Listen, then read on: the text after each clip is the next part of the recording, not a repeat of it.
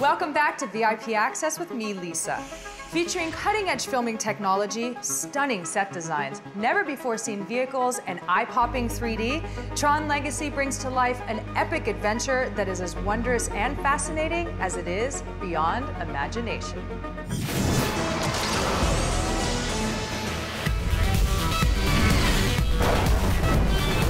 I was really excited about the ability to create an entire world that felt like it was all done from the hand of Kevin Flynn.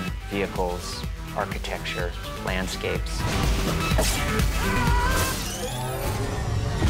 We've got a number of vehicles in our show. We have the light cycle, we have a light rail. It had to look like a really low racing car on the game grid, Formula One style. So we have these beautiful vehicles that are just completely theoretical, wonderful. You'll never see on the real world, but if you happen to find yourself inside of a computer one day, you might spot one. We did things on Tron this time that people will be talking about for generations to come. We designed a super suit, you know, Batman, Superman, kind of fabulous techno cutting-edge suit that had practical lighting in it, but that didn't feel like you couldn't move in it. In this Tron, we have these suits that we have the technology to put all these cables running throughout and have it linked up to all these lights.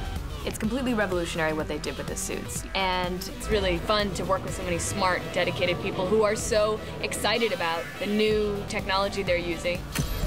Whoa! I'm trying to carry it on. When you have the full suit on and you're there and the lights on the suit are on and you feel the adrenaline, it's like nothing else. To bring these tools of design to the table and create what we've created, if I never do another movie again, I'll be like, I did Tron. We'll return to the astounding sci-fi world of Tron Legacy after the break. But first, let's bring out a few exclusives on The Scoop. Our international correspondent Stevie Wong had a chance to sit down with the cast and crew of the contemporary version of the classic tale, Gulliver's Travels. Let's check in with him now, shall we? Hey, this is Stevie Wong for VIP Access, and I've been invited here to the countryside to talk to Jack Black for his... I'm sorry, I couldn't hear a word you were saying from up here. Let me bring you closer, or this interview's really gonna suck. Dude, you got really tall. What do you want me to say? I'm a method actor. I take my work really seriously. Hey, could you stop wiggling around? You're tickling my hand. I'm really sorry, but I'm a little bit afraid of heights. Come on, think big. Okay, you want me to put you down? Could ya? Yeah, sure. Why don't we do this later once you've found some courage?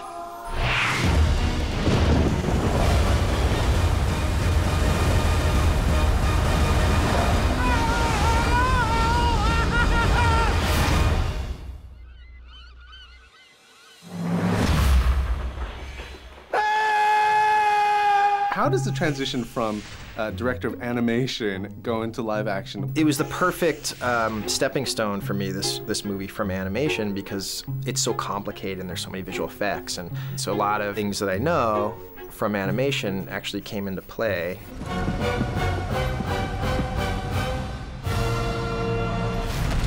I wanted a bracelet, not a great big hairy beast. You got to work with some really awesome, like, British comedic talent. I chased every single one of them down and just begged for them to be in the movie, and it's great. It's like a all-star UK cast. I love it, and Jack was really supportive. I love the cast. Great to work with all the British comedians, Catherine Tate and Billy Connolly and Emily Blunt. Just amazing actors to work with. We had a lot of fun on the set. As the straight person in the, like, kind of situation, how good was your poker face? I bite the inside of my mouth like that. I like bite my tongue. I dig my nails into my hands. I'll do any. I try and think of sad things, which sometimes makes me laugh even more. It's really bad. I need to get it under control, I think. I am kidnapped. Not on my watch. I think that's what I liked about it, that it felt really witty. And yes, it was like charming enough for kids, but it was like clever enough and smart enough for these kind of in-jokes for adults. And I thought it was so funny. I think it really made me laugh. And I like the idea of playing such a sweet, innocent, naive person. I love this place. Don't you miss your subjects and the White House and the Millennium Falcon? Yeah, but Vice President Yoda can run things without me for a while. I'm probably a lot more mellow than what I seem to be on camera. Yeah, that's something that that I turn on when it's showtime. Hey, dudes. I come in peace.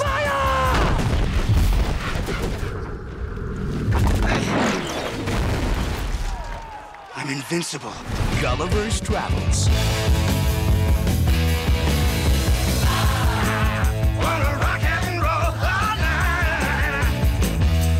Close game. That's cute. The romantic thriller The Tourist pairs Hollywood sex icons Angelina Jolie and Johnny Depp for an adventure of a lifetime. It all started when I met a woman on the train. I'm Elise. I'm Frank. That's a terrible name. It's the only one I've got. Maybe we can find you another. Okay. When you work with two actors who come with so much like celebrity baggage, was it interesting to watch them kind of drop all of that when the cameras rolled? But you know that with them, they don't only drop it when the camera is rolling. They never have any celebrity attitude. You know, I've noticed the kind of people who really make your life difficult are not the top level people. They're like the second tier. You know, the real great people, they don't care about those things. Frank! Come with me. Elise Ward and husband. You're ravenous. Do you mean ravishing? I do. A lot slower. That was my big note. The first day, the director kept saying, go slower, again, slower. You're going too fast. It drove me crazy at first. I think I now understand at least the power of taking your time with something and how elegant it can be to not rush through life and to kind of own the moment and take your time. Working with Angelina, just in terms of her work as an actress and her commitment to her work, is astonishing. I mean, the amount of energy, the amount of thought, the amount of care put into it. I mean, she's 1,000% dedicated to it. Hello? I need help. There are two men trying to break down the door. What kind of problem do you have with the door, sir? No. There are two men with guns trying to break in. I gotta go! What have I enjoyed in Hollywood, so to speak? It's because of Marlon Brando, because of Rita Hayworth, you know, Marilyn Monroe, or Humphrey Bogart, or, you know, Clint Eastwood, those kind of beautiful, cool, supernatural people. And Angie and Johnny are like that. It's gone too far. You were part of the plan. This is exactly why she chose him. To distract us. I am sorry I got you involved in all of this. Why are you involved? I just had a sense that Florian wasn't going to be able to make, was always going to make a sort of layered movie. And what's lovely about it is it has a sort of elegance to it and a chicness to it that is really appealing. You wish to report a murder. Attempted murder. That's not so serious. Not when you downgraded from murder. But when you upgraded from room service, it's quite serious. I don't regret it, you know, kissing you. Now it's time to head back to the 2010 Toronto International Film Festival for a final look at a few remakes, adaptations that played well at the festival. Directed by François Ozon, Potiche is an adaptation of the 1970s eponymous French hit comic play which reunites cast members Catherine Deneuve and Gérard Depardieu. Coucou. Ça s'est bien passé hier soir avec ton acheteur allemand? Oh, fous-moi la paix, Suzanne. A potiche is an object with no value. It's a kind of vase you can put on a shelter or somewhere, and you can say that it's very mean for women, the women who are like trophy wife. C'est une autre femme. With Catherine, there is something magical, and I think she's at a time of her life. She feels totally free. So I think now her career follows desire, envy to try different things, to take risks. I don't want to intellectualize too much my work. I know it's a French specialty to intellectualize the film and everything, but for me, it's just how to tell a good story, to touch people, and to have my own pleasure. Qui c'est le patron ici, nom de Dieu? Moi. English author Graham Greene's chilling 1938 novel Brighton Rock provides the inspiration for director Rowan Joffe's visually striking and immaculately acted debut feature. Brighton's on the move. She's not what she used to be. And you, whoever you think you are, you won't last. I haven't even started. It's incredibly hard, horrendously hard to get a movie made, especially a movie with a dark love story at its centre. You ever been in love? Oh, yes. Yeah, you would say that. You know what people do. I think what helped enormously was getting Helen Mirren attached. That made the difference really between the amber light going green and the amber light going red. You touch one hair on that girl's head, there is nothing that I will not do to make you suffer. It also gave me an enormous amount of confidence as a first-time director, because I thought, you know, if someone of Helen's stature has agreed to be in the movie, then she must believe I'm a relatively good bet. You're good, and I'm bad. We're made for each other. I did what I did because I am insanely passionate about that love story. What I've done is a crazy thing to do, but I felt I had to do it. It was the film I wanted to make. She'll never give up. She'll keep hounding us and hanging on and waiting for us to slip up. Rose! Scared? Not when I'm with you.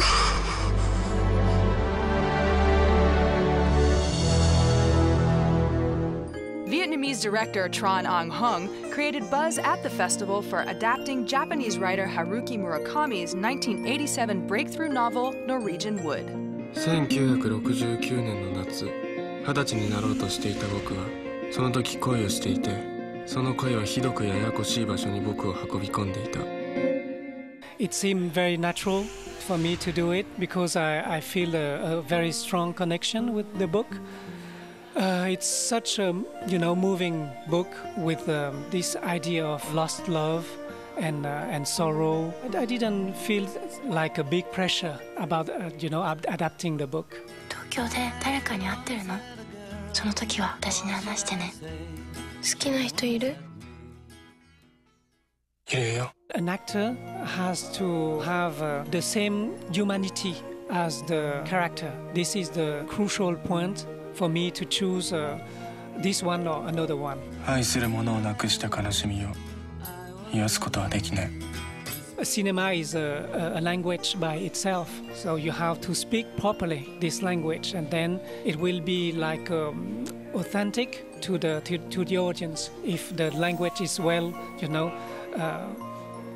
spoken. 悲しみを悲しみ抜いて、そこから何かを学び取ることしか僕らにはできない。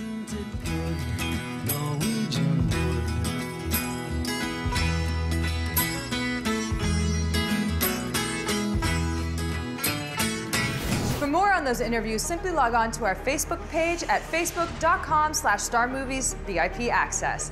It's time now for a quick little breather, but when we get back, we'll get up close and personal with the stellar cast and director of Tron Legacy. Stay tuned.